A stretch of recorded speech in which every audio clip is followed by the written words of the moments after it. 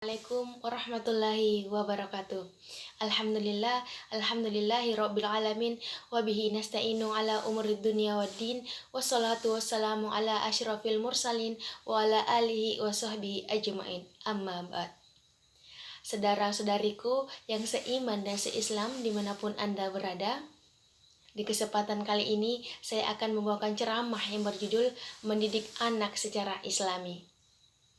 Anak adalah anugerah terindah yang Allah berikan kepada setiap hambanya yang Ia kehendaki. Anak adalah perhiasan dunia. Sebagaimana yang disebutkan dalam surah Al-Kahfi ayat 46 yang berbunyi, Bismillahirrahmanirrahim, Al-malu wal banuna zinatul hayatid dunia.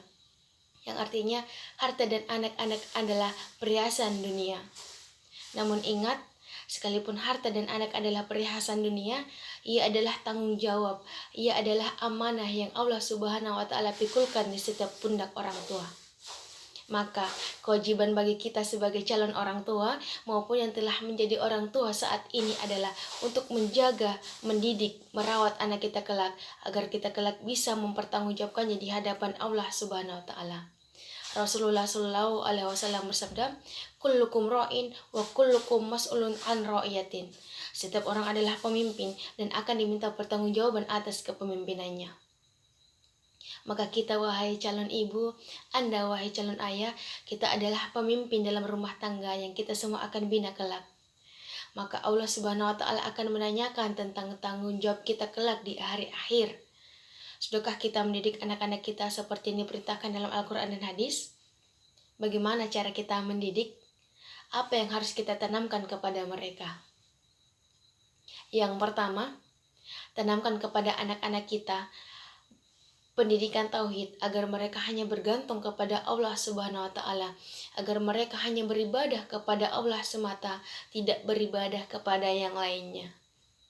Yang kedua, ajarkan kepada anak kita tentang sholat, tentang ibadah-ibadah yang lainnya.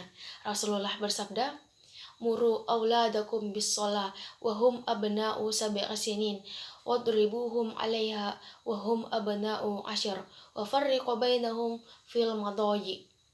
Perintahkanlah anak-anak kalian untuk melaksanakan sholat apabila sudah mencapai umur 7 tahun.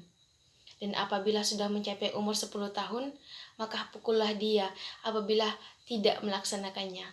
Dan pisahkanlah mereka dan dalam tempat tidurnya. Bila anak kita sudah terbiasa untuk menjalankan sholat sejak kecil, sejak dini, maka dengan amat mudah tatkala mereka dewasa, tatkala mereka balik, tanpa kita suruh, mereka akan menjalankan sholat. Terlepas dari apa yang kita perintahkan tentang sholat, penting juga bagi kita, wahai calon orang tua, untuk mendidik anak kita sejak dini tentang pendidikan seks. Seperti dalam hadis tadi, memisahkan mereka dalam tempat tidurnya dimaksudkan untuk menghindari fitnah seks di tempat tidur.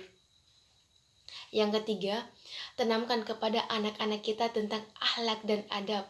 Baik akhlak kepada orang tua, baik akhlak kepada saudara, baik akhlak kepada teman, baik kepada tetangga, baik adab pada saat makan, minum, tidur, dan sebagainya. Ini perlu kita sampaikan kepada anak-anak kita sehingga menjadi anak-anak yang soleh yang kita idam-idamkan.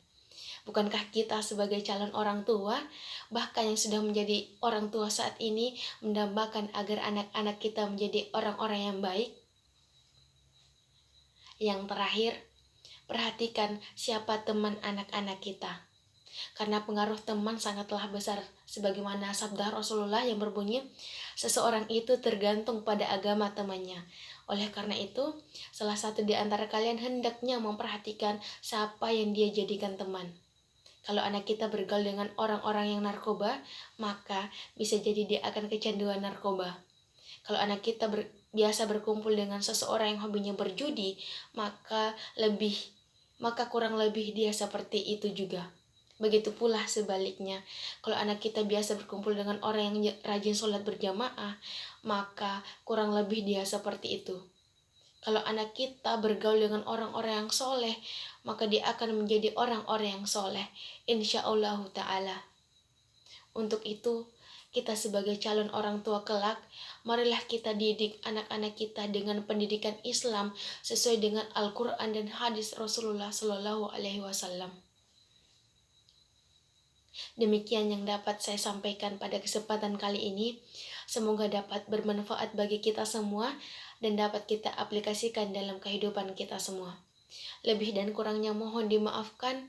Yang benar datangnya dari Allah Subhanahu wa Ta'ala yang Maha Benar, dan yang salah, hilaf atau keliru itu datangnya dari saya pribadi sebagai manusia biasa yang tidak pernah luput dari salah, hilaf dan dosa.